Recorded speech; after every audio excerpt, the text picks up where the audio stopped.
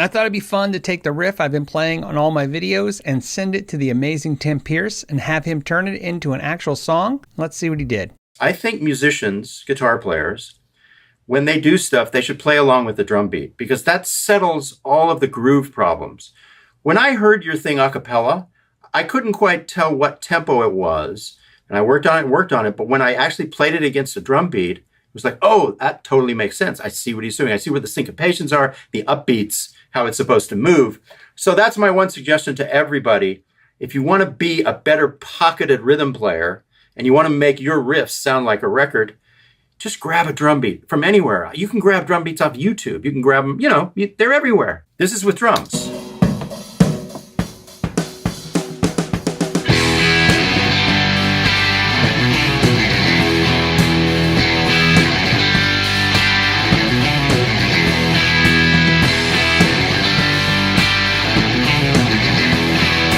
So the idea is I take a guitar and I pan it hard left and then another one hard right, and that gives you kind of everything you need for a situation like this. Then all of a sudden you're Aerosmith, basically.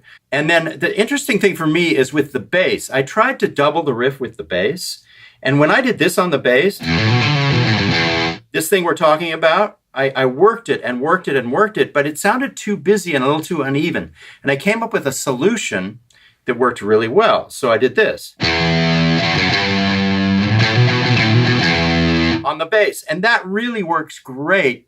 And that's something I would encourage people to do is keep an open mind, because if you're doubling something, sometimes it's better to simplify the double and then everything kind of settles down. The thing that musicians miss about this particular craft, it's usually about taking a simple idea and honing it till it gets simpler and simpler. Most musicians are headed the opposite direction. They're trying to do whatever they can to dazzle and flash. But when you're actually creating orchestrations for a song, you start with something simple, and you usually even make it simpler because you're crafting this thing around a vocal and a groove, right? And it's fun to throw out little bursts of complexity, but the approaches are usually very simple. This particular piece of music functions great with drums, bass, stereo guitars, just like AC/DC. That's the archetype here. I found one part up above that works really well.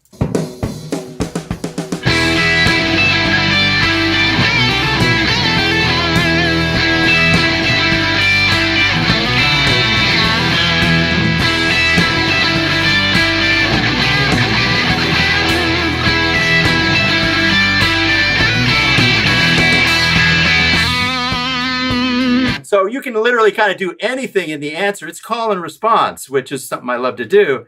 So that, to me, kind of completes the picture, and it makes your riff sound like a record. I want to thank you, Tim, and for everybody that was watching, please check out Tim's channel. It's amazing, and his masterclass, his lesson program, which is fantastic. I'll make sure there's links down below on the video. And as always, I want to thank him for his time and you guys for your time as well. Until the next time, know your gear. I'll try.